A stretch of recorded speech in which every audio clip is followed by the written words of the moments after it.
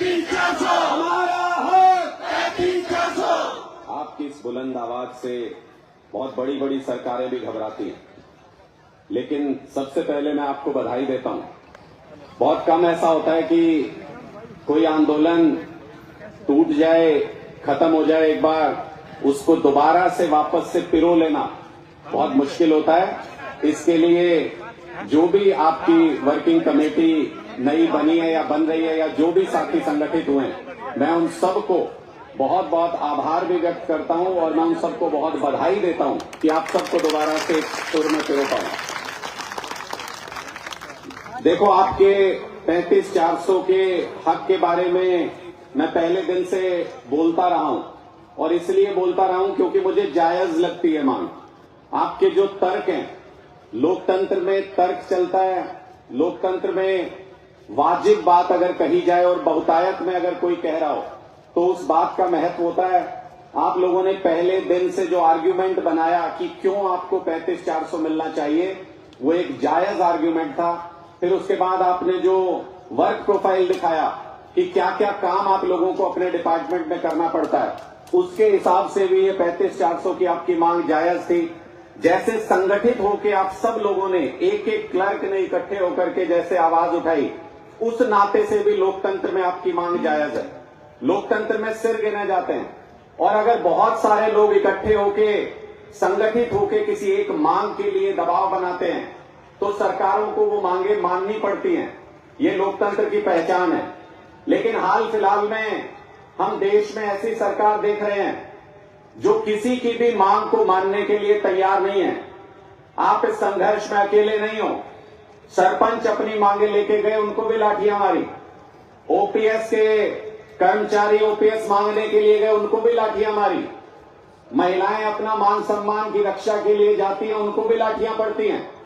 किसान बॉर्डर के ऊपर बैठा है, हरियाणा और पंजाब के बॉर्डर के ऊपर एमएसपी मांग रहा है, उसको भी लाठियां मार रही है ये सरकार। उसके रास्ते में भी कीले गाड़ दिए हैं। इसका मतलब सिर्फ इतना नहीं है कि हमारे मांगने में वो जोर नहीं है। इसका मतलब ये है कि जो आज के दिन में सरकार के अंदर बैठे हैं केंद्र में, उनका लोकतंत्र में विश्वास नहीं है, जनता के राज में विश्वास नहीं है। जनता जो मांग रही है, अगर उसके प्रति आप कान बंद कर लेंगे और लाठियां और गोलियां चलाएंगे तो इसका मतलब आप लोकतंत्र में विश्वास नहीं करते, धीरे धीरे देश को तानाशाही की तरफ ले जाना चाहते हैं। तो लड़ाई सबसे पहले ये है, अगर कोई भी लोकतांत्रिक सरकार होगी, देश में हो या हरियाणा में हो, कोई भी ए बी सी कोई भी लोकतांत्रिक सरकार अगर होगी, आपके लिए अपनी मांगे मनवाना कोई मुश्किल काम नहीं है। आप इतने संगठित हो, इतनी संख्या में हो कि आपकी मांग सरकार को माननी पड़ेगी। लेकिन शर्त यह है कि वो सरकार लोकतंत्र में विश्वास रखने वाली सरकार होनी चाहिए। आज के दिन में जो केंद्र में सरकार बैठी है, वो लोकतंत्र में विश्वास रखने वाली सरकार नहीं है। कई ऐसे उदाहरण मैं आपके सामने रख सकता हूं। चंडीगढ़ का मेयर चुनाव ताजा आप सबके जहन में होगा। खुली लूट, दिखते हुए वोट की खुली लूट करके वहां पे जबरदस्ती अपना मेयर बनाना चाहती थी यही पार्टी, यही सरकार। और जिस तरीके से कल चुनाव आयोग के सदस्य ने इस्तीफा दिया, चुनाव से ठीक पहले सिर्फ एक चीफ इलेक्शन कमिश्नर बच गए, बाकी 2 ने इस्तीफा दे दिया है। इसका मतलब सरकार सारी चीजों को काबू करके, सुप्रीम कोर्ट भी, चुनाव आयोग भी, सारी संस्थाओं को काबू करके देश में तानाशाही लाना चाहती है। तानाशाही देश में आ जाएगी। कोई मर्जी सड़क पे खड़ा होकर चिल्लाता रहे, उसकी बात को कोई नहीं सुनेगा। जैसे अंग्रेजों ने 300 साल तक हमारी कोई बात नहीं सुनी थी। जब हमने लड़ भिड़ के संघर्ष करके आजादी पाई, तब हमारी सरकारों ने हमारी बातें सुनना शुरू किया। अब ये सरकार कह रही है 400 पार का नारा दे रहे हैं। चाहे इनसे 400 आदमी इकट्ठे नहीं होते आजकल इनके सभाओं में, वो अलग बात है, पर ये कह रहे हैं 400 पार। इसका मतलब लोगों के बीच में गए नहीं, कैंडिडेट अनाउंस किए नहीं, पहले से कह रहे हैं 400 पार। मतलब जनता की जरूरत नहीं है इनको, लोकतंत्र में विश्वास नहीं है। पता नहीं क्या तिकड़म भिड़ा के पहले से इन्होंने तय कर रखा है कि 400 पार। तो अगर ये लड़ाई आपको अपनी लड़नी है 35-400 की, ज्यादा समय नहीं है इसमें। इसलिए मैं आपसे आज ये निवेदन करने के लिए आपके बीच में आया हूं अगर ये 35-400 की लड़ाई आप चाहते हो, जायज तरीके से लड़ सको, आपको उठा के जेलों में नहीं डाला जाए, नौकरी से नहीं निकाला जाए, लोकतांत्रिक तरीके से अपनी बात को कह सको, तो फिर अगला चुनाव जो लोकसभा का आ रहा है उसमें आपको उस चुनाव के अंदर अपनी ताकत दिखानी पड़ेगी।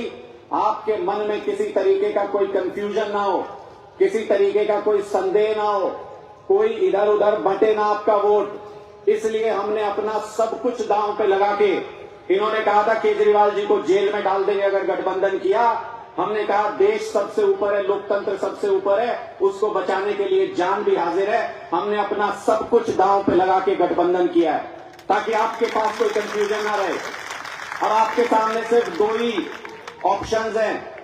एक ऑप्शन वो है जो लोकतंत्र के खिलाफ है, जो आपको जायज तरीके से, लोकतांत्रिक तरीके से प्रदर्शन करके अपना अधिकार नहीं मांगने देते, और दूसरी तरफ आपके पास कोई भी और सरकार, कोई भी और ऑप्शन है, इंडिया गठबंधन उसका नाम हमने रखा है। इसलिए मैं आज आपसे ये कहने के लिए आया हूं कि अगर आप कामयाबी चाहते हैं अपने इस आंदोलन की, पहला कदम ये उठाओ कि एक भी वोट, दो ढेरियां इस बार, एक भी वोट लोकतंत्र विरोधी इस केंद्र की सरकार के पक्ष में इस बार नहीं जाना चाहिए। और भी साथी आपके पहुंच रहे हैं, मुझे पता है आज आपका सोनीपत और झज्जर के साथी मुझे बताया गया है कि टीमें यहां पे पहुंच गई हैं, इनका भी बहुत बहुत स्वागत है। मुझे पता है कि आप लोगों का संख्या बल, आप लोगों की एकता बहुत मजबूत है और शाम होते होते ये पूरा ग्राउंड भर देंगे आप, मुझे इस बात में कोई संदेह नहीं है।